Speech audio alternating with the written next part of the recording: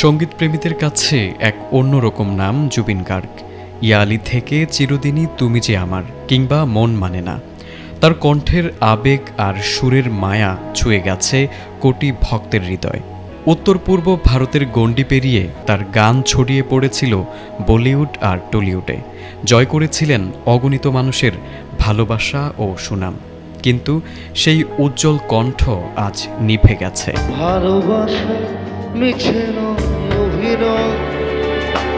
শুক্রবার সিঙ্গাপুরে ভয়াবহ এক স্কুবা ডাইভিং দুর্ঘটনায় প্রাণ হারান জুবিন গার্গ।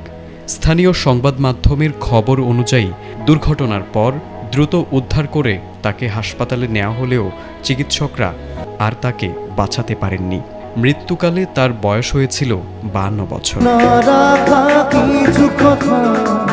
জানা গেছে তিনি নর্থ ইস্ট উৎসবে অংশ নিতে গিয়েছিলেন সিঙ্গাপুরে। অনুষ্ঠানে তার মঞ্চ কাঁপানোর কথা থাকলেও তার আগেই নেমে এলো মৃত্যুর কালো ছায়া। হঠাৎ এভাবে চলে যাওয়া শুধু আসাম নয়, গোটা ভারতকেই শোকে ভাসিয়েছেন তিনি।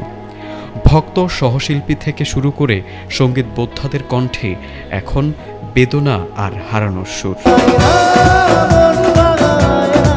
1972 সালের 18 নভেম্বর আসামের জন্ম নেওয়া জুবিনের সঙ্গীত যাত্রা শুরু হয় 1992 সালে।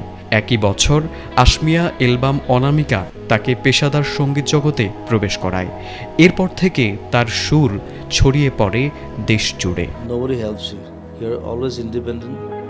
2006 সালে হিন্দি সিনেমার জন্য তার গাওয়া ইয়া আলী গানটি তাকে এনে দেয় ব্যাপক খ্যাতি এবং GIFA অ্যাওয়ার্ড। এছাড়া অসংখ্য চলচ্চিত্রে তিনি কণ্ঠ দিয়েছেন। বাংলা চলচ্চিত্রে রেখে গেছেন সুরেলা স্বাক্ষর।